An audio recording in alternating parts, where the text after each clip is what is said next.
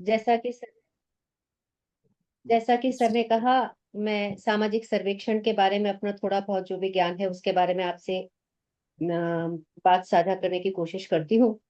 सामाजिक सर्वेक्षण जो है उसकी प्रकृति समाज सुधार या समाज कल्याण की होती है, जिसमें हम प्रत्यक्ष विधियों के द्वारा डाटा कलेक्शन करते हैं और किसी विषय पर समाज कल्याण या समाज सुधार। एक मिनट सर। ओके। जी। जी। Am I audible sir? मेरी आवाज आ रही है? यस यस, जी। बिल्कुल बिल्कुल। मेरे इसमें आया कि वो कनेक्शन इशू है। तो सामाजिक सर्वेक्षण जो है वो समाज सुधार या समाज कल्याण के उद्देश्य से प्रत्यक्ष विधियों के द्वारा किया गया डाटा कलेक्शन है, जिसमें हम सीमित विषय वस्तु को लेकर चलते हैं। निश्चित भूभाग पर रहने वाले व्यक्तियों से हम डाटा कलेक्शन करते हैं। सर्वेक्षण में प्रत्यक्ष विधियों का उपयोग होता है। सामान्य रूप से सर्वेक्षण जो है वो समुदाय के लोगों के जीवन यापन, उनके कार्य दशाओं, कार्य कारण संबंधों के बारे में किया जाता है। अब अनुसंधान क्या हुआ? तो अनुसंधान नवीन तथ्यों को खोजना, पुराने तथ्यों को रिवाइज करना, को उनमें संशोधन करना, उससे जुड़ा हुआ होता है। तीसरी बात आपने कही डिफरेंस की, तो डिफरेंस दोनों में कि अनुसंधान ज्यादा डीपर होता है, ज्यादा गहन होता है, जबकि सर्वेक्षण उतना गहन नहीं होता। सर्वेक्षण में हम एक दल के द्वारा, हम एक दल की सहायता से, या एक पूरा दल होता है जो सर्वे करता है, जो डाटा कलेक्शन करता है, जो उस बारे में काम करता है। जबकि अनुसंधान जो है वो अनुसंधान करता अकेला करता है। इसके लिए हम विशुद्ध ज्ञान की प्राप्ति के लिए भी हम अनुसंधान कर सकते हैं, जबकि सर्वेक्षण का मूल उद्देश्य समाज सुधार, समाज कल्याण या किसी तत्कालिक समस्या का समाधान से जुड़ी होती है। इसके आपने पूछे प्रकार, मेरे से पूछे प्रकार में विस्तृत सर्वेक्षण है, निदर्शन सर्वेक्षण है, एक सीमित सर्वेक्षण है, नियमित सर्वेक्षण भी आता है। तो विस्तृत सर्वेक्षण वो जिसमें समग्र की जितने भी लोग हैं, जैसे जनसंख्या से, पूरी समग्र जनसंख्या से जुड़ा हुआ अध्ययन जो है उसको हम विस्तृत सर्वेक्षण कहते हैं। निदर्शन सर्वेक्षण मतलब जैसा कि नाम से हमें समझ में आता है कि सैंपल हमने कुछ अपने एज पर आर रिक्वायरमेंट हमने कुछ सैंपल लिए, उनसे हमने स्टडी किया, डाटा कलेक्ट करके स्टडी किया। नियमित सर्वेक्षण वो जो बैंक वाले लोग करते हैं या मीडिया के लोग किसी मुद्दे पर करते हैं। और सार्वजनिक सर्वेक्षण होता है जो जनरली जो भी कोई रैंडम लोग मिल जाते हैं उनसे जो सर्वेक्षण किया जाता है उसको हम सार्वजनिक सर्वेक्षण कहते हैं। Thank you sir.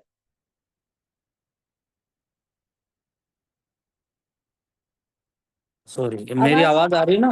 यस। जी आ रही है, आ रही है सर। मैं कुछ सवाल पूछ रहा हूँ। सामाजिक सर्वेक्षण की डेफिनेशन बोलिए आप, सटीक डेफिनेशन। सामाजिक सर्वेक्षण समाज सुधार या कल्याण से जुड़ी एक ऐसी विधि है जिसमें प्रत्यक्ष विधियों के द्वारा डाटा कलेक्शन किया जाता है। यह सीमित विषय वस्तु और निश्चित भूभाग पर रहने वाले लोगों को इसमें हम शामिल करते हैं। अच्छा, जैसे एग्जाम्पल दो। एग्जाम्पल जरूर दीजिएगा, जब भी कोई डेफिनेशन बोले एग्जाम्पल जरूर दीजिएगा। जी एक सेकेंड मैं लिख भी लूं। हम्म। जैसे किसी क्षेत्र में पानी की समस्या या बिजली की समस्या या कोई एक पर्टिकुलर समस्या है, उससे जुड़ी बात पर हम लोगों से हम चर्चा करते हैं, या समस्त जनसंख्या का हम अध्ययन करते हैं, तो उसको हम सामाजिक सर्वेक्षण में शामिल करते हैं। ठीक है। तो एक है पैनल सर्वेक्षण। पैनल सर्वे, नाम सुना है आपने? जी बिल्कुल सुना है। क्या होता अ, है? सर्वेक्षण के प्रारूप में से एक आता है जिसको हम अ, विवरणात्मक, और एक और होता है, उसमें से एक ही आता है जिसमें पैनल सर्वे में हम एक ही समूह से, लोगों के एक ही समूह से हम बार बार कुछ निश्चित अंतराल के बाद हम उनसे सवाल करते हैं, वो पैनल सर्वे कहलाता है। बिल्कुल। कोहार्ट प्रयोगात्मक सर्वेक्षण। प्रारूप के अंतर्गत आता है सर। कोहार्ट कोहार्ट, सर्वेक्षण। कोहार्ट का मतलब होता है अहाता, और हम्म कोहार्ट से मतलब यह है कि किसी एक विषय पर निश्चित लोगों से, मतलब पहले हमने अध्ययन किया, फिर बाद में अध्ययन किया और फिर कुछ समय बाद हमने उसी चीज पर, जैसे धूम्रपान का महिलाओं के स्वास्थ्य पर असर, हमने पहले देखा, फिर उसके बाद देखा और फिर उसके बाद देखा कि धूम्रपान करने का उन महिलाओं के स्वास्थ्य पर क्या असर हुआ, वो कैंसर का कारक है या नहीं है, ये जानने की हमने कोशिश की, तो वो कोहॉर्ट स्टडी कहलाती है सर। ठीक है, अब कोहोर्ट कुछ स्टडी। एक शब्द हैं जैसे अन्वेषणात्मक सर्वेक्षण यानी एनालिटिकल सर्वे। एक है अन्वेषणात्मक सर्वेक्षण। जी। एक है विश्लेषणात्मक सर्वेक्षण जी। सिंथेटिक, एक है जी। वर्णनात्मक जी। डिस्क्रिप्टिव। तीनों की जी। डेफिनेशन दो, एग्जाम्पल भी दो और उपयोगिता कहाँ कहाँ है ये बताओ। अन्वेषणात्मक सर्वेक्षण वो है जिसमें हमें पहले उस विषय के बारे में कोई बहुत ज्यादा जानकारी नहीं है, वहां हम्म पर हम अन्वेषणात्मक का प्रयोग करते हैं। जैसे कोई सोशल मीडिया से जुड़ी कोई कोई गेम आ गया या कोई नया ऐप आ गया, उसका न्यू जनरेशन पर, नए बच्चों पर क्या असर हो रहा है, उसके बारे हम्म में हमें कोई जानकारी नहीं है। ऐसी स्थिति में जो हम अध्ययन करते हैं उसको अन्वेषणात्मक अध्ययन कहते हैं। विश्लेषणात्मक, किसी समस्या को डिटेल में स्टडी करना, उसके पीछे के कारणों को जानने की कोशिश करना, वो विश्लेषणात्मक। और वेरी गुड। वर्णनात्मक मतलब क्या का अध्ययन करता है, उसका पूरा वर्णनात्मक में भी हम क्या है, क्यों है, कैसे है, उसका क्या प्रभाव है, इसका जानने का हम अध्ययन करते हैं। जैसे मानसून का प्रभाव हो गया, तो पिछले साल मानसून सही था, इस बार मानसून पहले आ गया या तो, और फिर बीच में बहुत लंबा गैप आ गया, तो ये गैप आने से किसानों का फसलों पर, इन पर क्या प्रभाव पड़ता है, उसका अध्ययन हम वर्णनात्मक सर्वेक्षण के अंतर्गत करते हैं। एक गांव में गरीबी का कारण खोजना था और सामान्य तौर पर यह देखा गया कि वहां ड्रिंकिंग ज्यादा करते हैं, जी। है ना। लेकिन अब उनका क्या है कि ये तो होगी हाइपोथेसिस कि ड्रिंकिंग के कारण गरीबी है, ये मान सकते हैं। जी।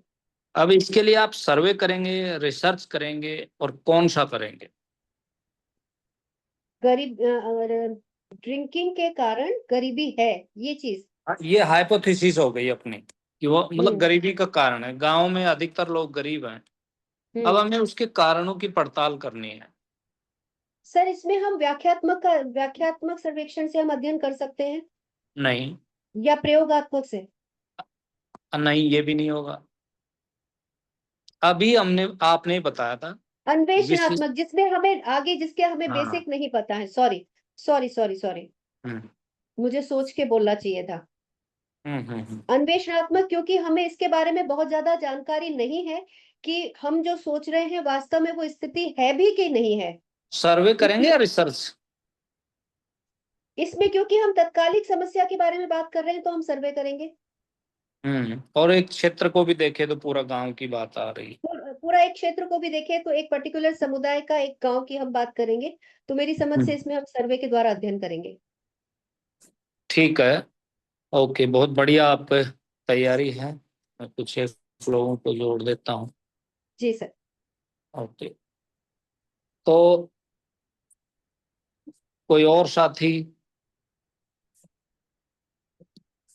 नेक्स्ट मैं बोलना चाहूंगा अभी।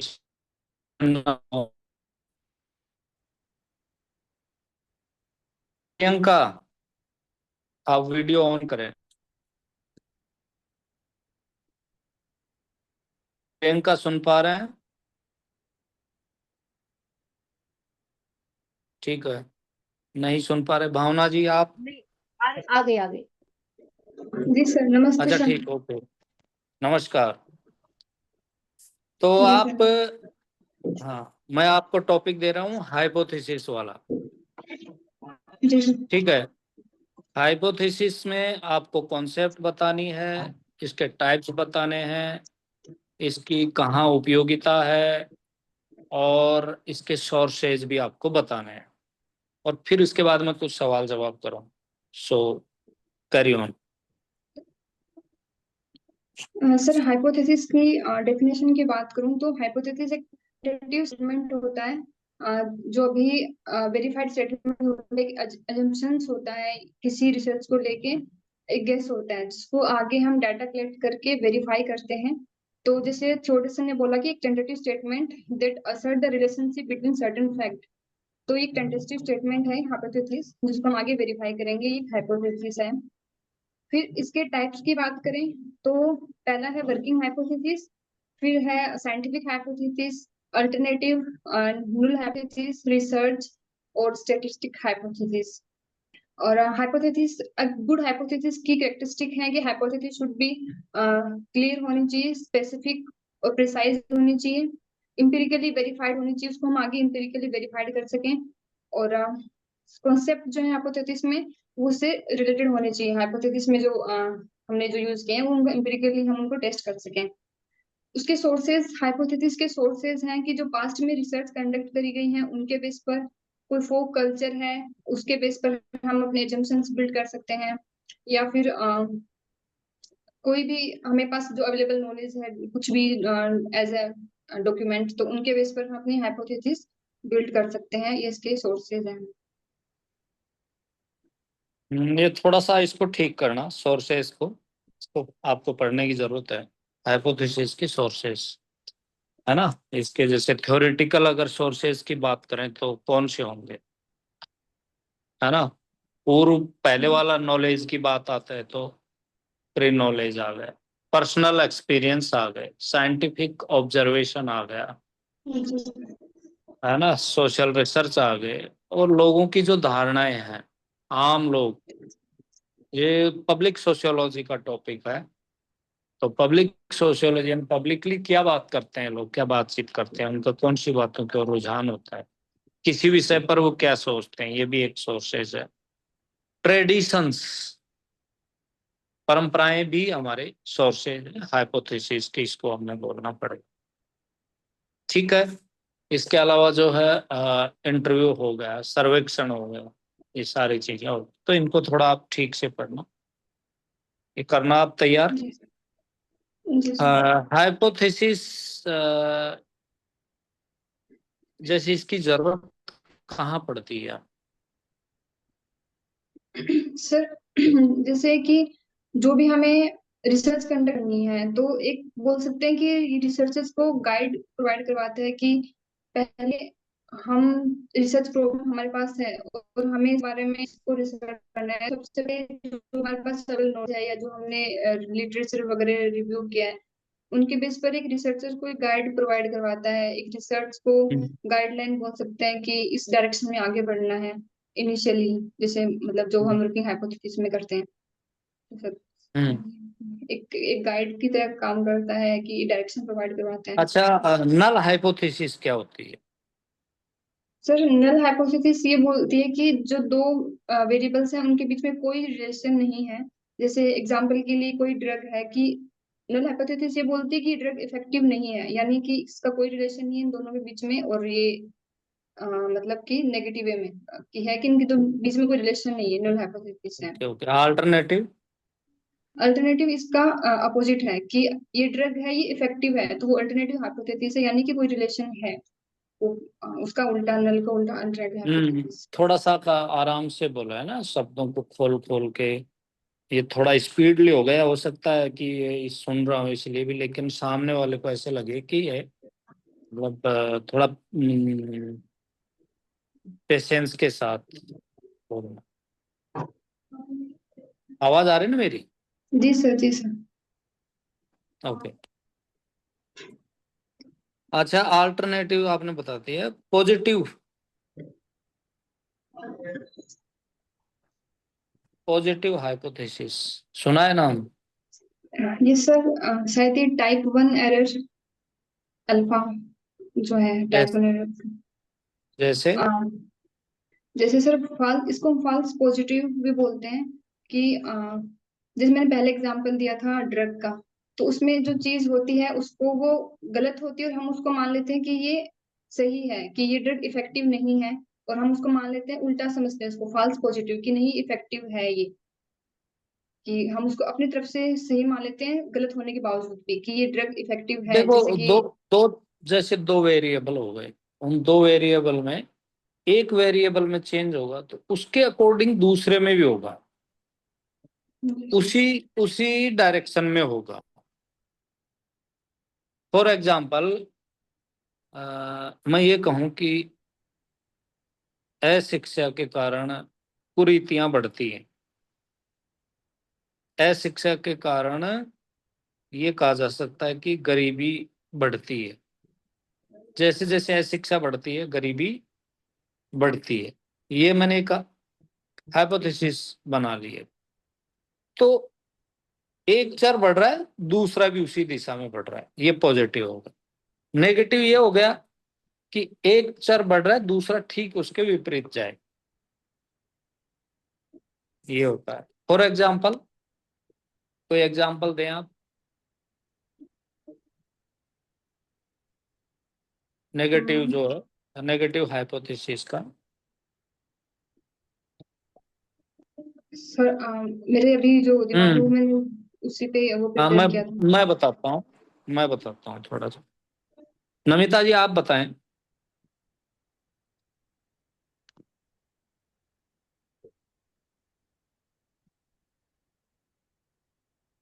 मनीष जी आप बताएं नेगेटिव हाइपोथेसिस। यस जी सर, यस। एक मिनट चालू कर।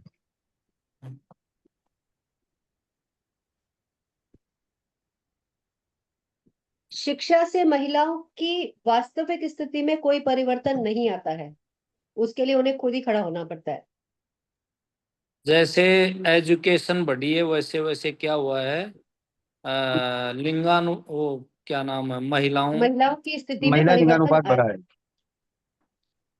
लिंगानुपात बढ़ा है घटा है। जैसे जैसे शिक्षा बढ़ी है उसी उसी क्रम में महिला लिंगानुपात की संख्या बढ़ी है सर।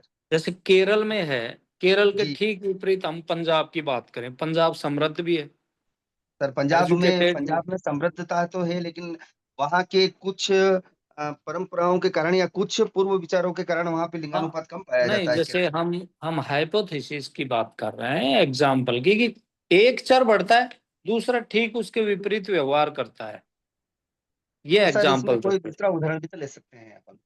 हाँ ले लो ना, कोई भी ले लो। जैसे इसमें ये उदाहरण ले सकते हैं कि एक चर बढ़ता है तो दूसरा उसी क्रम में बढ़ रहा है।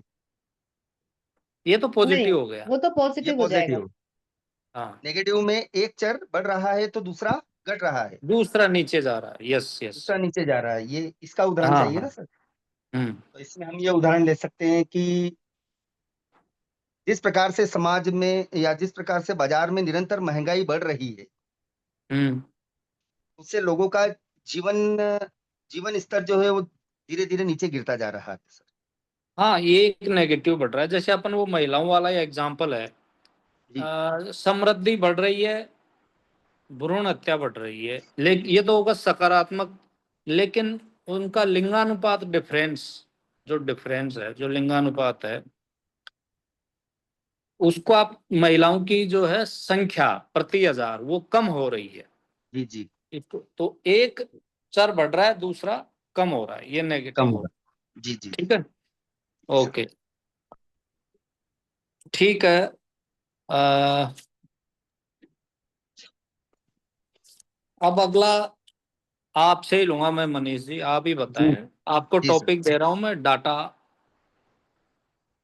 टाइप्स, सोर्सेज, डेफिनेशन, आप इस पे बोला। तथ्य। हेलो। हाँ जी सुन रहा हूँ। जी सर, तथ्य के ऊपर। हाँ, डाटा, तथ्य। सर, सामाजिक सामाजिक अनुसंधान में किसी भी सर्वेक्षण या अनुसंधान करने के लिए अनुसंधानकर्ता क्षेत्र में जाकर जिन सूचनाओं को प्राप्त करता है, हमारी भाषा में उसे हम तथ्य या डाटा कहते हैं। मूल रूप से डाटा दो प्रकार के होते हैं सर, प्राइमरी एंड सेकेंडरी, प्राथमिक और तृतीयक। प्राथमिक डाटा वो द्वितीय। होते हैं जिनमें अनुसंधानकर्ता क्षेत्र में जाकर विभिन्न टूल्स के माध्यम से, चाहे वो प्रश्नावली हो, चाहे वो अनुसूची हो, साक्षात्कार हो, अवलोकन हो, वैयक्तिक अध्ययन पद्धति हो, इनके द्वारा स्वयं प्राप्त करता है सर। सेकेंडरी डाटा वो होते हैं जिन्हें पूर्व में किसी ने उनके ऊपर कार्य कर रखा है, और वो प्रिंटेड या अन्य लोगों के अनुभवों से हमें जो सूचनाएं प्राप्त होती है वो सेकेंडरी डाटा में गिनेंगे सर हम। ठीक है। हेलो। अच्छा, हमें एक जानकारी मिली कि जैसे किसी पुराने लेखक ने लिखा जी मान जी लीजिए मध्यकाल इतिहास की हमें जानकारी मिलती है, तो वो डाटाज कौन से आएंगे? सर, सेकेंडरी में आएगा वो डाटा सर। ठीक है, जनगणना के डाटा किस में मानते हो? सर, जनगणना जो डाटा है, एक तो हम इसको प्राथमिक में भी ले सकते हैं, क्योंकि जनगणना अगर करवाई जा रही है सर, तो प्राथमिक डाटा है सर। हम्म हम्म। और अगर पूर्व नहीं, में की हुई आप जनगणनाओं आप की जानकारी प्राप्त करना चाहते हैं, तो वो सेकेंडरी डाटा होगा सर। हाँ, जैसे मान लो 2011 जनगणना के हैं जी जी, डाटाज हैं, तो ये आप सेकेंडरी अपने डाटा है लिए तो सर। वो सेकेंडरी है। जी जी हाँ, सर, और अगर अपन खुद उसको कलेक्ट कर रहे हैं तो हमारे लिए क्या है? प्राइमरी प्राथमिक हो। हो जाएगी, प्राइमरी हो जाएगी सर। ठीक है, इनके सोर्सेज बताओ डाटाज के। डाटा के सोर्सेस, एक तो सर अनुसंधान के माध्यम से क्षेत्र में जाकर प्राप्त करना, जो प्राइमरी है। हम्म उत्तरदाताओं से संपर्क करके, या जो भी सूचनाएं आपको प्राप्त करनी है, ये सब प्राइमरी में आ जाएंगे। सेकेंडरी में सर विभिन्न विभागीय प्रलेख आ जाएंगे, उसमें यात्रा हम्म संस्मरण आ जाएंगे, लेख आ जाएंगे, किताबें आ जाएंगी, न्यूज़पेपर आ जाएंगे, या उस समय घटित हुई घटनाओं से संबंधित जो व्यक्ति होंगे उनके स्मरण आ जाएंगे। इन सभी को ले सकते हैं द्वितीयक में सर। ठीक है, कुछ डाटा जो कलेक्शन की टेक्निक्स हैं उनका नाम बताओ। डाटा कलेक्शन की टेक्निक्स में सर, प्राथमिक डाटा में हम ले सकते हैं सर, जैसे अवलोकन ले सकते हैं सर, साक्षात्कार ले सकते हैं। हम्म हाँ, और कौन प्रश्नावली सी को, मेथड, और कौन सी वै- टेक्निक? वैयक्तिक अध्ययन है सर। और रजा नजाति एक अपना कौन सा दिया हुआ है, एग्जैक्ट मैं बता नहीं पा रहा हूँ। नजाति लेखन भी आएगा सर इसमें। हम्म। हाँ, टेक्निकल है, ठीक है, और बताओ। इसके अतिरिक्त हम टूल्स में और किसको ले सकते हैं?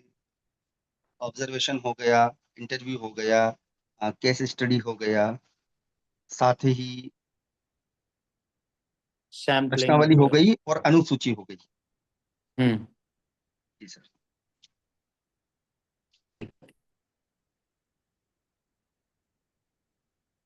अनुसूची बताओ। अनुसूची, जी सर।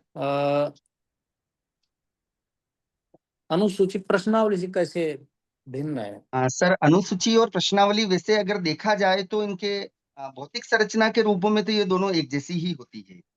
हम्म लेकिन अगर इनके उपयोग की दृष्टि से देखें तो अनुसूची एक तरह से हमें साक्षात्कार पथ प्रदर्शिका के रूप में हम उसे ले सकते हैं, क्योंकि अनुसूची प्रश्नों की वह सूची होती है जिसमें अध्ययनकर्ता या प्रश्नकर्ता उत्तरदाता के समक्ष बैठकर उससे संबंधित प्रश्न पूछता जाता है और उनके जवाब उसमें अंकित करता जाता है, जबकि प्रश्नावली को डाक के माध्यम से उत्तरदाता के पास भेजा जाता है। ठीक है। जी सर।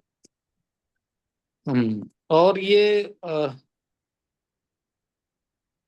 ऑब्जर्वेशन, जी जी, ऑब्जर्वेशन की डेफिनेशन दो पहले। अवलोकन।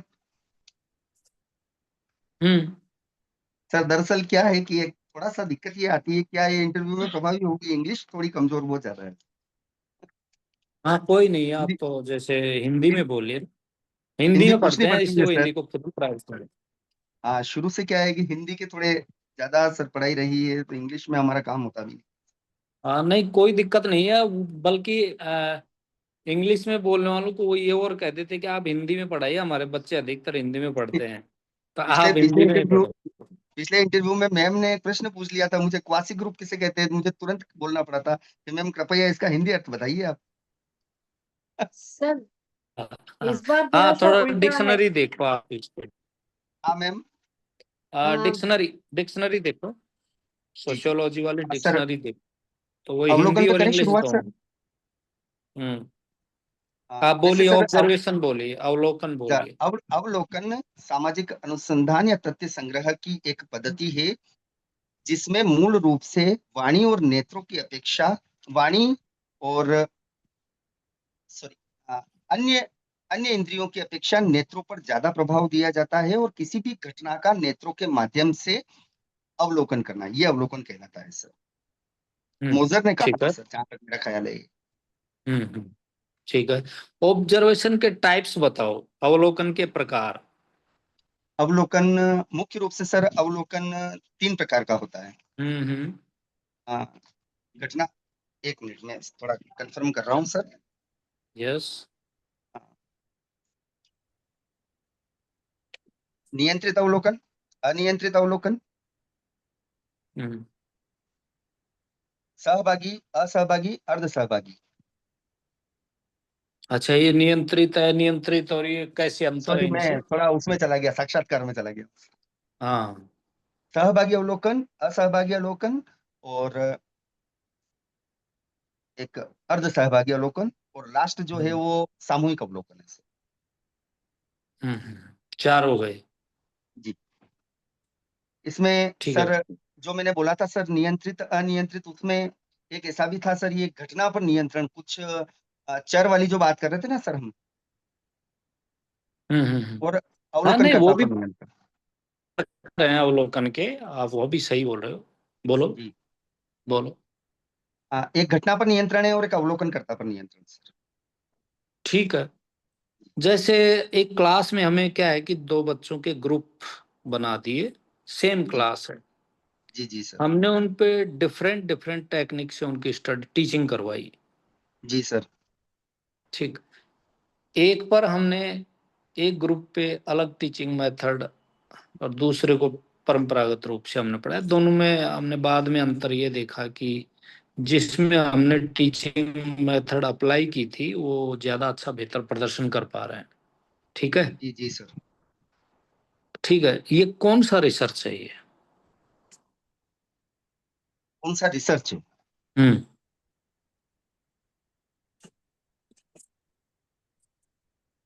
सर ये मैं टारगेट नहीं कर पा रहा हूँ सर रिसर्च। सर हम एक बार क्वेश्चन रिपीट करेंगे प्लीज? हाँ, हमने क्या है कि कक्षा में 2 भाग कर दिए बच्चों के।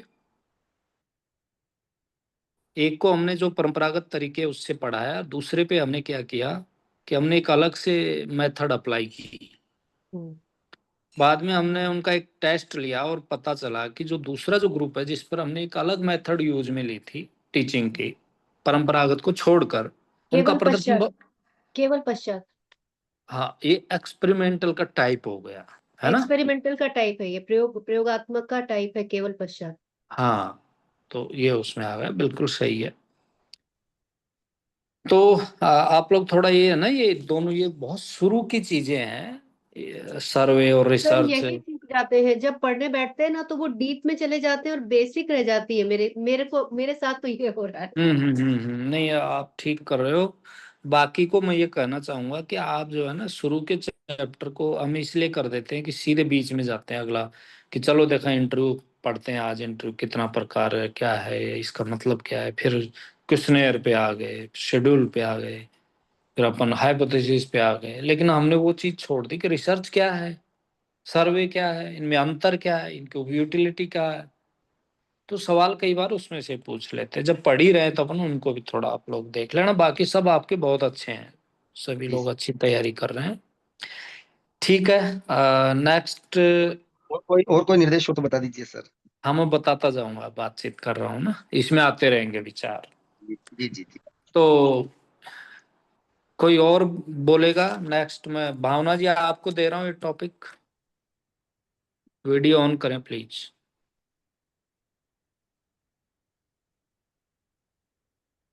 ठीक है।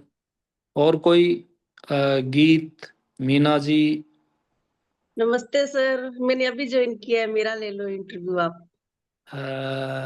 ठीक है, रमन जी। हाँ यस। जी। ओके। चलो, हम आपसे टॉपिक इस पे आते हैं। हाँ, रिसर्च मेथड बताओ आप। रिसर्च मेथड सर, जैसे कि तुलनात्मक अध्ययन और ऐतिहासिक अध्ययन। नहीं, आप डेफिनेशन बताओ, रिसर्च मेथड अच्छा। क्या है, फिर इसके स्टेप्स बताओ, इसके फिर टाइप्स पे आएंगे हम, इस पे एक व्याख्यान दे दो। हम्म। पूरे रिसर्च पे दे दूं क्या सर? मेथड पे ओनली, रिसर्च मेथड पे।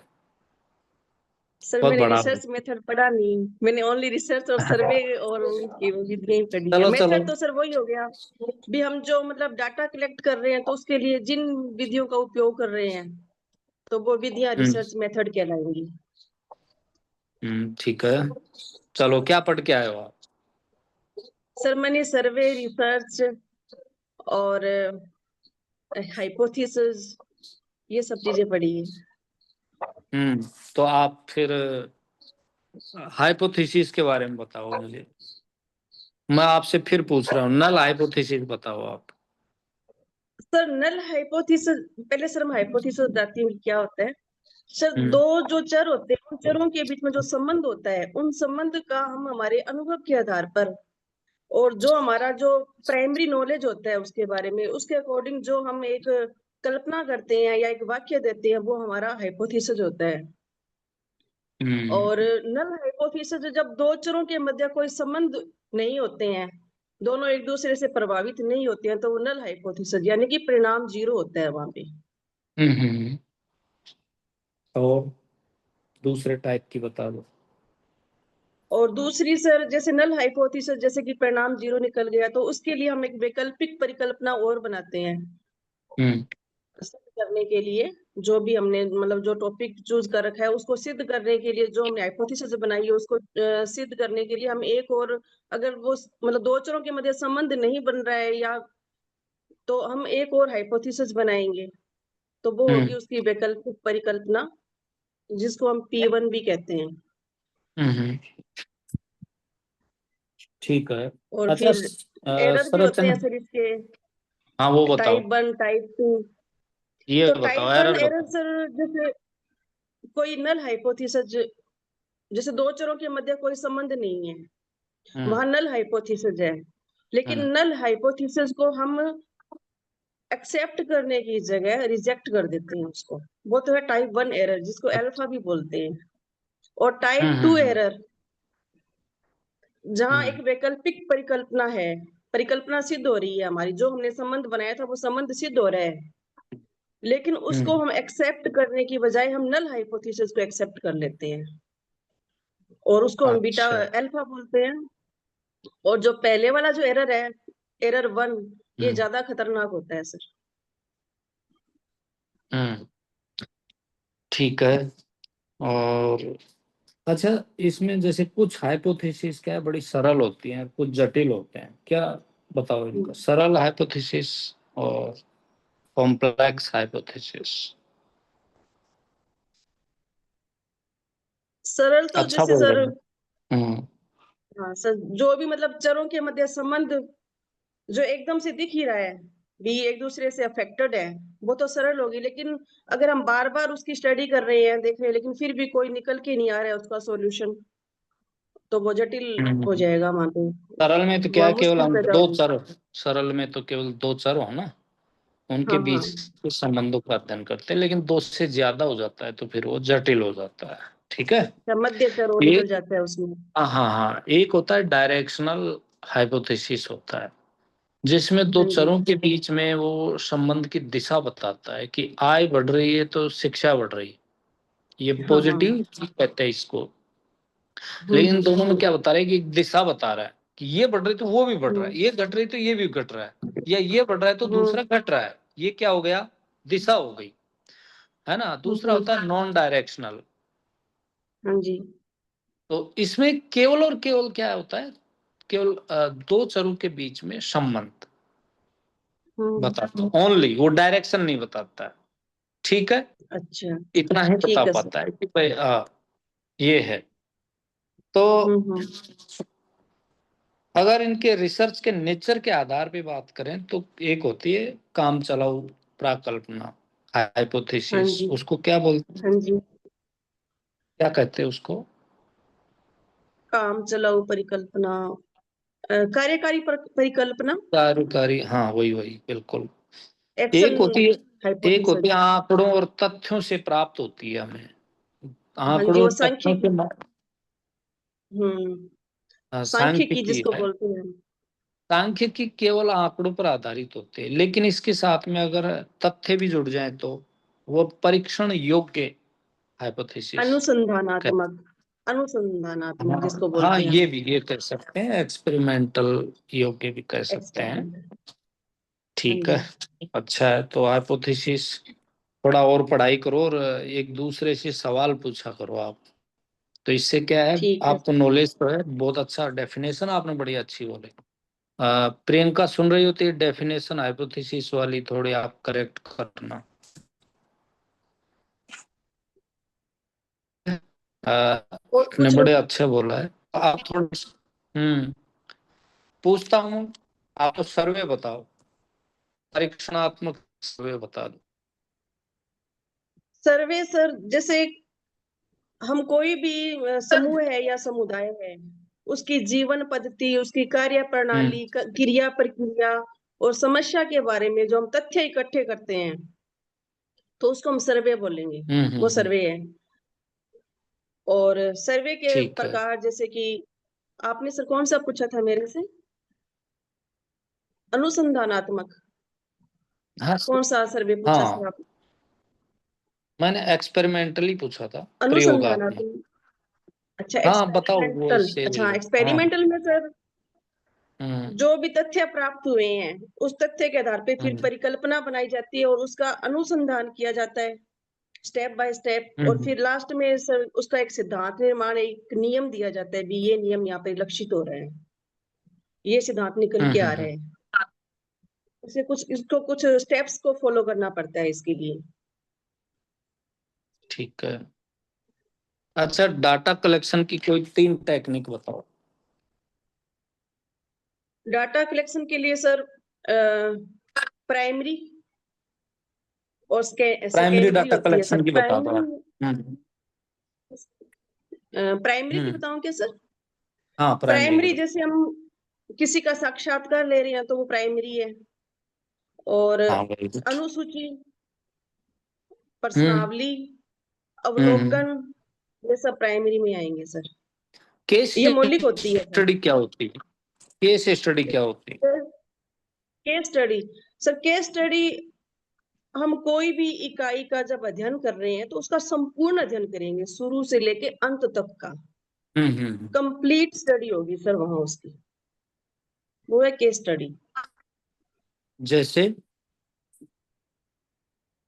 जैसे फॉर सर एग्जांपल। चिकित्सा के क्षेत्र में हम देखें, कोई व्यक्ति की गंभीर बीमारी का हम इलाज कर रहा है डॉक्टर, तो उसके लिए उसकी पूरी केस स्टडी की जाएगी उस बीमारी की।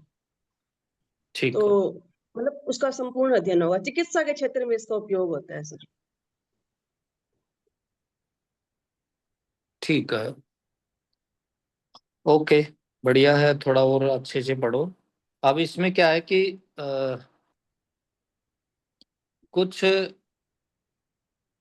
आपके, आप कैरियर अभी क्या चल रहा है आपका? जॉब कर रहे हो ना आप तो अभी? हाँ जी, मैं जॉब में हूँ हाँ, तो कौन सा जॉब है आपका? सर। मैं लेवल 2 इंग्लिश, हम्म। तो 2008 वो की ये, पोस्टिंग है सर मेरी। ठीक है। आपने इंग्लिश छोड़ के सोशियोलॉजी क्यों चुनी? तो सोशियोलॉजी, जैसे मेरा मतलब फेवरेट सब्जेक्ट सोशियोलॉजी था हम्म एक्चुअल में। जब मैं बीए कर रही थी तब से मेरे मन में था कि मैं अपना करियर इसी में बनाऊंगी, सोशियोलॉजी में बनाऊंगी। और हम्म। फिर जैसे मैं जॉब लगी तो जैसे कि सरकार की एक प्रक्रिया होती है कि बीए के जो सब्जेक्ट्स होते हैं उसके अकॉर्डिंग एक सब्जेक्ट देने की प्रक्रिया शुरू हुई थी 2012 में। उसमें जैसे लेवल बनाए गए और उनको सब्जेक्ट निर्धारित किया गया कि इनको ये सब्जेक्ट पढ़ाना है बीए के अकॉर्डिंग, तो मुझे इंग्लिश दिया गया। और वैसे मेरा मेन इंटरेस्ट तो ये सोशियोलॉजी में था सर, हमेशा से ही। हम्म। अच्छा, आप इतने समय से वो जॉब कर रहे हैं, हाँ तो जी। फिर इसमें क्यों आना चाहते हैं? इसमें तो बहुत बड़ी चुनौतियां हैं। सर मेन तो जैसे मेरा जो पर्सनल, जो मैं, मेरा जो स्वभाव है वो एक, मैं काफी सोशल हूँ सर। पहली बात तो ये है। दूसरी बात सर, जैसे मैंने आपसे कहा कि मेरा मतलब बीए से एक इंटरेस्ट बन गया था इस सब्जेक्ट में। मुझे ये सब्जेक्ट काफी पसंद था पढ़ने में। और तो सर जो ये कॉलेज शिक्षा का जो प्लेटफॉर्म है, यह पढ़ने के साथ पढ़ाने, शोध करने और समाज के प्रति, राष्ट्र के प्रति जो भी हमारा योगदान बनता है, उस योगदान को एक साथ पूरा करने का ये प्लेटफॉर्म देता है हमें। तो इसलिए मैं इस फील्ड में आना चाहती हूँ। इसको थोड़ा करेक्ट करना चाहूँगा। ऐसे हम कोई भी काम है ना, हम अपने दो उद्देश्यों को लेकर करते हैं। या तो उसमें क्या हाँ जी। होगा, पैसा ज़्यादा मिलेगा, या दूसरा क्या होगा, प्रतिष्ठा होती। तो सबसे पहले हमें है ना ये चीज़ें बोलनी, क्योंकि ये वास्तविक चीज़ें हैं। एक सोशल साइंटिस्ट अच्छा, से वो वास्तविकता की उम्मीद करते हैं, है ना। बाकी ठीक चीज़ें है सर। सभी के लिए सेकेंडरी होती है, ये बहुत सच्चाई है ये। हाँ तो जी, एक बार हाँ जी। किसी ने सवाल पूछा कि मैंने ही पूछा था किसी बच्चे से, किसी हमारे यहाँ क्लास में। मैंने कहा आप लोग जो है क्या बनना चाहती है, तो बोला मैं सर मतलब IAS बनना चाहती। क्यों बनना चाहती? बोला मैं देश सेवा करना चाहती हूँ। पर ये जवाब बहुत गलत था। क्यों? बच्चों को तो पता नहीं, हम उनको भावनाओं में सिखाते हैं। ये भावनाएं अगर एक सोशल साइंटिस्ट पर हावी रहेंगी, फिर वो एक रिसर्चर नहीं बन सकता। वो अपेक्षा करते हैं कि हमें एक सोशल साइंटिस्ट मिले, भावुक आदमी नहीं चाहिए। तो हमें जो है पहले वास्तविक चीजें जो अपने से रिलेटेड हैं उनको वास्तविक और तथ्यात्मक रूप से उनको प्रेजेंट करना है। तो आप सभी सुन रहे हैं, एक कॉपी में आप सब अपना बायोडाटा लिखें और क्या क्या संभावित सवाल बन रहे हैं, उन सब सवालों के जवाब आप तलाशोगे। आप जॉब क्या करते हो, आप क्यों आना चाहते हो, आपको ही क्यों चुने, और आपकी स्कूल एजुकेशन कहाँ से है, इतना गैप क्यों है, आप दूसरा सब्जेक्ट है तो इस सब्जेक्ट में क्यों आ रहे हो। ये सब आप सुन रहे हैं तो इनको नोट कर लें, इन पे आपको डिस्कशन करना है, खुद से करना है। और फिर अगर कोई दिक्कत आती है तो फिर आप पूछिएगा कि इसका बेहतर जवाब क्या हो सकता है। तो काफी डिस्कशन किया। अगर कोई और साथी इसमें शामिल होना चाहता है तो बताएं, मैं उनसे पूछ लेता हूँ। कोई भी एक छोटा मॉक इंटरव्यू लूंगा मैं, कोई भी अगर आना चाहे तो। भावना, यस, जी सर। यस। चलो भावना, आप बताएं, किस डिस्ट्रिक्ट से हैं आप? जी सर, मैं एटा उत्तर प्रदेश से हूँ। अच्छा, तो उत्तर प्रदेश से आप राजस्थान में जॉब कैसे करेंगे? परेशानी नहीं है? नहीं सर, जो एक बेसिक मतलब जो सबसे बड़ी प्रॉब्लम होती है गर्ल्स के लिए यही कि एक तो अदर स्टेट हूँ, ऊपर से जो एक शादी का प्रेशर होता है वो नहीं है।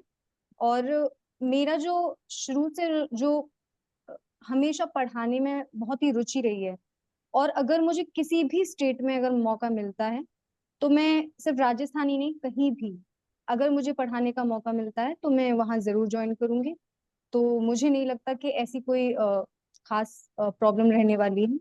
इसको मैं करेक्ट कर दूं कि जी जी सर मुझे जॉब की नीड है और ये एक जी बहुत ही जी। अच्छा प्रतिष्ठित जॉब है, और इसमें मुझे अगर राजस्थान में अवसर मिले या किसी और स्टेट में मिले तो मैं इसको ज्वाइन करना चाहूंगी। जी। तो नौकरी की ये मेरी प्रायोरिटी है। दूसरा सवाल इससे मतलब बिल्कुल कनेक्ट है। तो फिर इसका मतलब आप अगर यूपी में ज्वाइन कर लिया तो आप चले जाएंगे? अ, क्या बोलेंगे? सर, वर्तमान समय में जो मेरी जो सॉरी सर, माफ कीजिएगा। इसका सर, अच्छी- फिलहाल मुझे ऐसा लगता है कि जो वर्तमान समय में जो स्थितियां हैं उनको देखकर मुझे नहीं लगता कि मैं वापस उत्तर प्रदेश में जाऊंगी। लेकिन अगर उत्तर प्रदेश में मुझे ऐसा मौका मिलता है कि वहां पर वैकेंसीज आती हैं और मैं वहां सेलेक्ट होती हूँ, तो उस समय की जो परिस्थितियां होंगी उनको ध्यान में रखते हुए मैं अपना निर्णय लूंगी। और फिलहाल मेरा ऐसा कोई इरादा नहीं है। तो अगर नहीं, मुझे ये यहाँ मत पहले बोलो इरादा नहीं है या मैं नहीं जाऊंगी, ऐसा मत बोलो। यहाँ पे एक डिप्लोमेटिक आंसर आपने बीच में दे दिया कि ये सर वो तो परिस्थितियां बताएंगी क्या होता है क्या नहीं। हो सकता है मेरी शादी यहीं हो जाए, हो सकता है वहां हो जाए, तो तो उसे फिर इसको इससे यूज करना है, है। मतलब इसको डिप्लोमेटिक आंसर को यूज करना है ये या नहीं। यहाँ पे तो यही होगा, एक्चुअल भी बात भी यही है। एक जी महिला जी के लिए यही बात है कि वो परिस्थितियों पे डिपेंड करती है। भाई हो सकता है पुरुष तो अमूमन क्या होता है कि जहाँ उसकी मैरिज होगी वो वहीं रहता है। दुनिया में सबसे ज्यादा माइग्रेशन करते हैं तो कौन करता है? महिलाएं, और वो महिलाएं भी करती विवाह की हैं। वजह से। तो ये सवाल इसके ठीक जस्ट बाद में पूछा जा सकता है आपसे कि माइग्रेशन करती क्यों करती? मैरिज के कारण। जी 100% करती, कोई एक आधी परसेंट को छोड़ दिया जाए, पूर्वोत्तर जी की सर। ऐसी कोई जनजाति छोड़ दी जाए तो। ठीक है। आपने ग्रेजुएशन कहाँ से की थी? Sir doctor Bhimrao Ambedkar university Agra से, उत्तर प्रदेश। ठीक है। और पोस्ट ग्रेजुएशन? वो भी sir doctor Bhimrao Ambedkar university से। अच्छा, कौन कौन सी बुक पढ़ी है आपने? सर बुक्स जैसे अभी आपने जो तैयारी की है वो बताओ मुझे, लेखक बताओ कौन सी बुक पढ़ी है। सर मतलब फिलहाल इंटरव्यू की तरह आंसर करूं या फिर यस, सच इंटरव्यू में? की तरह। यस, मैं अच्छा, इंटरव्यू की बात ओके कर रहा हूँ। यस। ओके। सर इसके लिए जैसे जो मेरा जो विषय रहा है एमए में, सोशोलॉजिकल, क्लासिकल सोशोलॉजिकल ट्रेडिशंस, उसके लिए जॉर्ज रिट्जर की बुक है। बहुत ही फेमस बुक रही है। मैंने उसे फिलहाल मैं नाम रिकॉल नहीं कर पा रही हूँ सर, क्योंकि प्रिपेयर नहीं थी इंटरव्यू के लिए। और क्या पढ़ा आपने? जी सर, उसके अलावा राम आहूजा की बुक सर क्रिमिनोलॉजी के लिए हम्म। वो पढ़ी थी। अ, और बताओ। इसके अलावा सर सोशोलॉजिकल थियरीज के लिए ही राम आहूजा की बुक ही पढ़ी थी सर। तो फिलहाल तो सॉरी, एसएल दोषी सर, एसएल दोषी की बुक।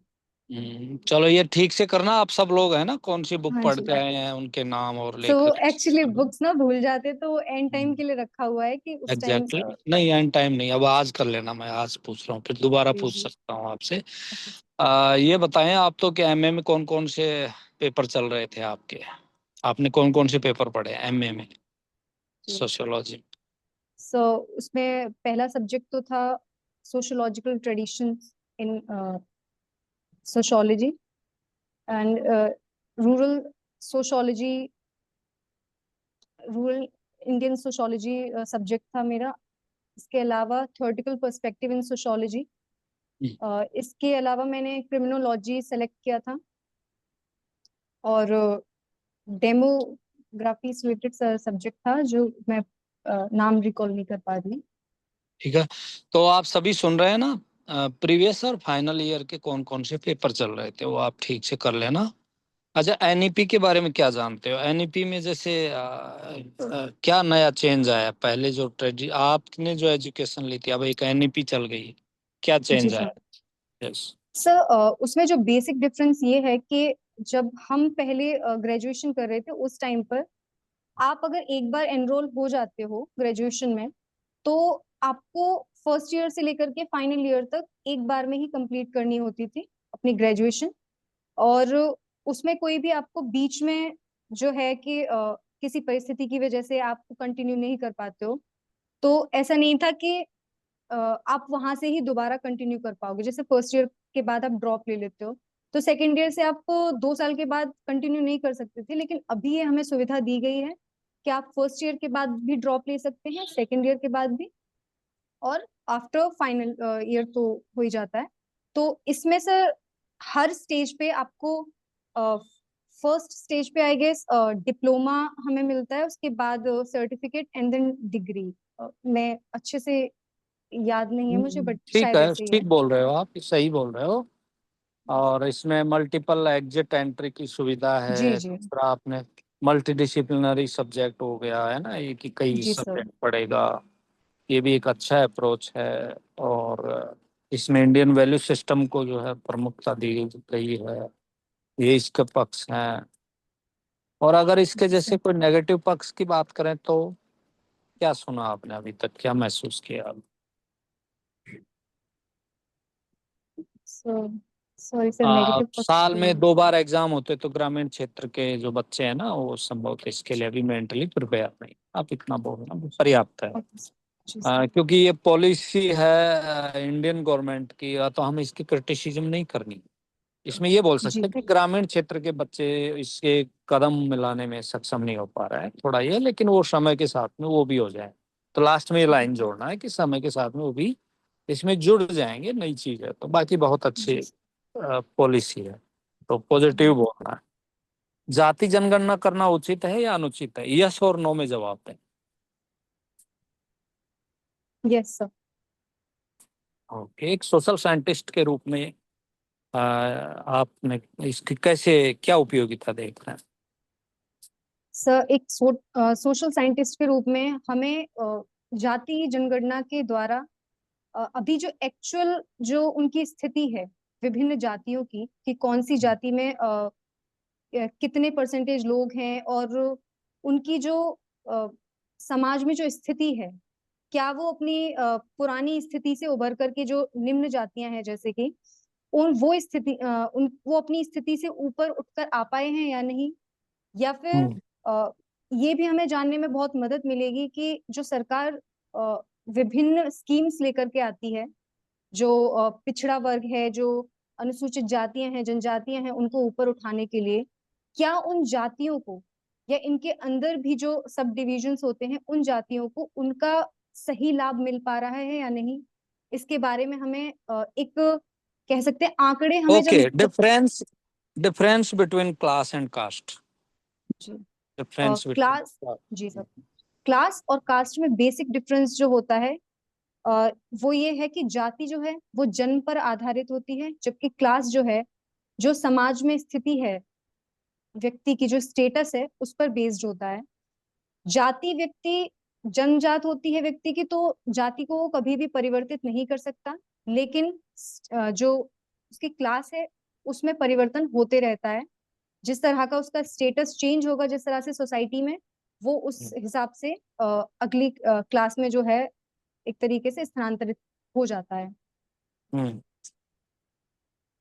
ठीक है, बड़ा अच्छा है। थोड़ा और अच्छे से कॉन्सेप्ट तैयार करो, डिक्शनरी को बार बार पढ़ते रहो, और हो सके ना तो एक कोई भी आपके साथी है उनसे डिस्कशन किया करो। एक टॉपिक पढ़ा और फिर उससे क्रॉस क्वेश्चन करो, उसको भी कहो, उससे आप करो और वो आपसे वो करे, है ना। लिमिटेड टाइम है तो इससे क्या है, थोड़ी एक तो एक्सप्रेशन सुधर जाएगी, अभिव्यक्ति सुधर जाएगी। दूसरा, क्या क्या चीज छूट गई वो और क्या क्या मैंने बोल दिया है, ये थोड़ा से कवर हो जाएगा। तो दूसरे से डिस्कशन जरूर करो।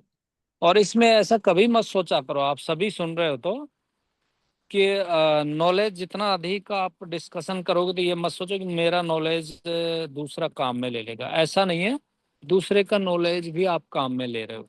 अगली बात यह है कि जिसका सिलेक्शन होना है वो उसी का होता है जो बड़ी सोच का होता है, क्योंकि वो बड़ी तरीके से साइंटिफिकली ही सोचता है। ठीक है, तो कोई किसी का पोस्ट नहीं लेगा, जिसका जो है तैयारी अच्छी है, जिसकी अच्छी मेहनत है। और पर्टिकुलर डे ऐसा भी होता है कि हम अचानक से पता नहीं क्या घटना हो जाती है कि हम डिप्रेशन में होते हैं। कभी कभी ऐसा होता है कि बहुत तैयारी के साथ जाते हैं, पर ऐसा होता है कई बार बहुत सामान्य सी तैयारी के साथ जाते हैं, जो टॉपिक हम पढ़ के जाते हैं वही पूछ लेते हैं। तो ये वो ऐसा ही है जैसे हम सब की हाथों की फिंगरप्रिंट्स है ना, वो सब अलग अलग होती हैं। तो आप जो है एक दूसरे का इस तरीके से जो है यानी दूसरे का मदद का मतलब है खुद की मदद कर रहे हो। तो आप अपना एक कोई भी जो है दूसरे से डिस्कशन करो अपने कलीग से, और आपस में एक छोटे छोटे ग्रुप बना लोगे तो उससे क्या होगा, बार बार आप एक दूसरे डिस्कशन करोगे, क्लैरिटी बढ़ती है। कॉन्सेप्ट की क्लैरिटी ही सबसे इम्पोर्टेंट है। डेफिनेशन आपको हर एक की आनी चाहिए, और एग्जाम्पल आप उसके साथ में अटैच करेंगे। वहां से यही प्रयास करो, जो डेफिनेशन आप तैयार कर रहे हो उसके साथ में एग्जाम्पल अटैच करो। ठीक है, और मोटी मोटी जानकारियां। यस नमिता जी बोलिए। सर, ये रिसर्च में डेफिनेशन के साथ एग्जांपल्स में थोड़ी सी दिक्कत आती है। मतलब वो कॉन्सेप्ट क्लैरिटी लेने की कोशिश की है, रामानुजन सर से देखा है, उसको किया है, लेकिन सैम्पलिंग में तो थोड़ा थोड़ा आ गया। जैसे हाइपोथेसिस में ना अभी मतलब वो कॉन्फिडेंस के साथ जैसे वो क्रॉस क्वेश्चन करे तो वो मजे वाली बात नहीं आ रही मुझे एटलीस्ट। और एक सवाल वो, हाँ जी, पहले आप ही बताइए। इसमें क्या है कि आप किसी भी चीज से झिझको मत। आप चैट जीपीटी का यूज में लो, या और क्या नाम है आपके, फिर यूट्यूब का इस्तेमाल करो। कभी किसी नॉलेज कहीं से भी मिले ले लो आप, तो आपको दुनिया भर की जानकारी मिल जाएगी चैट जीपीटी पे। उससे संतुष्ट मत हो, क्रॉस चेक करो। वो पूरा 100% उस पर डिपेंड मत रहना आप। हाँ, वो एक्चुअली हाँ, ऐसा बहुत ही सारी एक्सपीरियंस मिस्टेक मेरा करता भी है। रहा। कि वो लेकिन काफी सारे कई मिस्टेक की तो हाँ मिस्टेक करता है, पर वो आप थोड़ा क्रॉस चेक करके और फिर चलें, फिर उस पे खुद भी सोचें कि कई बार क्या होता है कि जैसे आप उसने गलत जवाब दे दिया, आप संतुष्ट नहीं और फिर दोबारा से करेंगे तो फिर वो कहेगा यस ये गलत था। और दूसरा हाँ आप यूट्यूब का इस्तेमाल करें और गूगल का इस्तेमाल करें। बुक्स हैं तो बुक्स का इस्तेमाल सबसे पहले करें, तो नॉलेज कहीं से भी मिले ले, लेकिन एग्जाम्पल आप सेट करो। और एग्जाम्पल के एक बगैर आप कॉन्सेप्ट क्लियर नहीं कर पाओ। जी एक उसका था लैंग्वेज इशू। इस बार ऐसा आया सुनने में, कई लोग, आपका फेस नहीं दिख रहा सर। अब मैं क्या है कि बाहर खड़ा हूँ, थोड़ा बारिश भी आ गई, अब दिख रहा है। हाँ जी। यस। लैंग्वेज इशू मतलब ये आया है कि साउथ इंडिया से लोग आ रहे हैं, इंटरव्यूअर्स जो हैं वो साउथ वाले आ रहे हैं। हाँ तो हाँ हाँ। Language is a bar for them, मतलब उसमें ऐसा नहीं है कि being an English teacher English is not an issue for me, but being a sociologist मेरी भाषा जो है उसमें वो हिंदी है। तो I am comfortable in Hindi as well as in English, लेकिन हिंदी में हाथ आप मजबूत है उसमें। आप हिंदी में ही बोलें, लेकिन आप डिक्शनरी का प्रयोग करें अभी 1 महीने के लिए। सर वो बराबर से कर रहे हैं, मतलब बस तो मेरा कुछ वो। विषय में कुछ हाँ विषय में सर ऐसा सुनने में आया है कि थ्रू आउट इंग्लिश ही बोली जा रही है वहां पे, और हाँ हुआ इसमें है ये ये, हुआ कैंडिडेट है को ये बहुत सर। ज्यादा समस्या आ रही है। पॉलिटिकल साइंस में ज्यादा हुआ है। पॉलिटिकल साइंस में हम्म ही मैंने भी सुना कि दे इंसिस्टेड कि नहीं बी इन इंग्लिश। हम्म, तो हम्म एकदम से हम्म। आप अपनी भाषा, अभी जैसे मैं इंग्लिश पढ़ा रही हूँ, तो there is not no issue at all. लेकिन उस विषय में मेरी पीएचडी हिंदी में है, मैंने वो विषय इतने बरसों जो पढ़ा है वो हिंदी में पढ़ा है। तो एकदम से ओवरनाइट उसको चेंज करने में, वो एक्सप्रेशन में उतना मजा नहीं आता, चाहे हम्म। कॉन्सेप्ट कितना भी अच्छा हो। वो पॉइंट में पूछना चाह रही थी।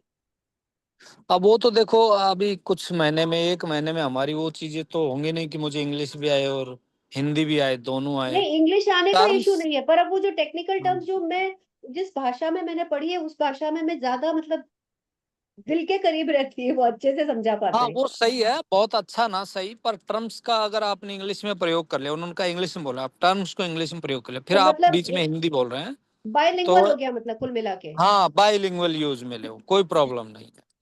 वो कोई प्योरली इंग्लिश सर, मैं प्योरली नहीं जानती, स्पष्ट बोलो ना इसमें क्या। और हाँ सारे इस के पर सारे साउथ वाले भी नहीं होंगे, ऐसा नहीं है। जैसे अपने अपने सब्जेक्ट में ज्यादा उधर के नहीं रहेंगे, और ऐसा कुछ नहीं, अगर बोल देंगे तो उसमें ऐसा कोई नकारात्मक प्रभाव नहीं पड़ता है। सर आप बता दीजिए हिंदी में, ऐसा कोई भी दिक्कत कुछ नहीं नहीं है। है, लेकिन कुछ इंसिस्ट करेंगे। हम्म, जैसे आरयू से कोई प्रोफेसर आई थी और वो पूजा थी, आप जानते हैं नमिता जी, पूजा यादव, बहुत अच्छा इंटरव्यू, बड़ा इंटेलिजेंट हम्म, लड़की।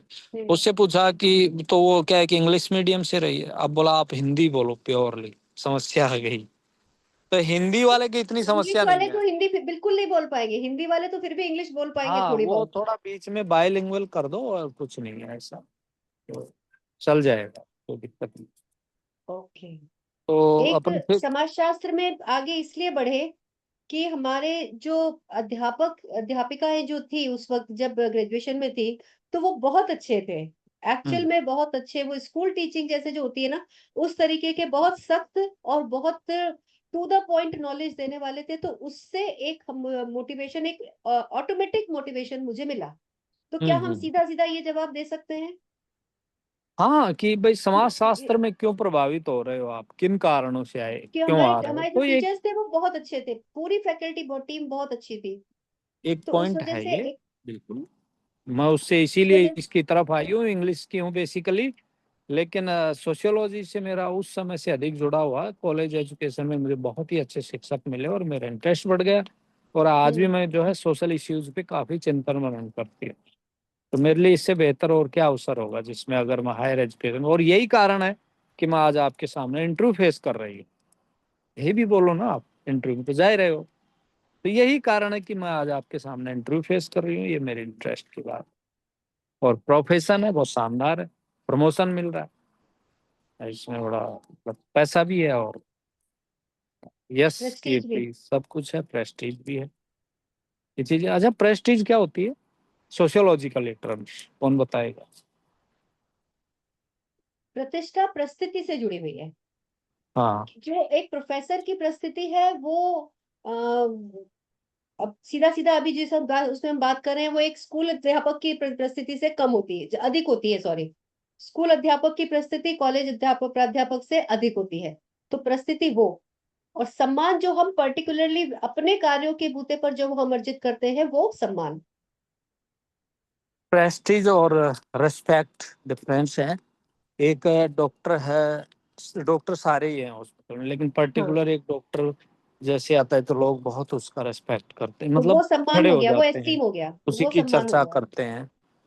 अब प्रस्तुति तो स्टेटस तो सबका बराबर है, जी तो जाहिर सी बात है कि अब उसमें प्रेस्टीज जो है ना उस प्रस्तुति की है, उस स्टेटस की है, कि उस प्रोफेशन की है।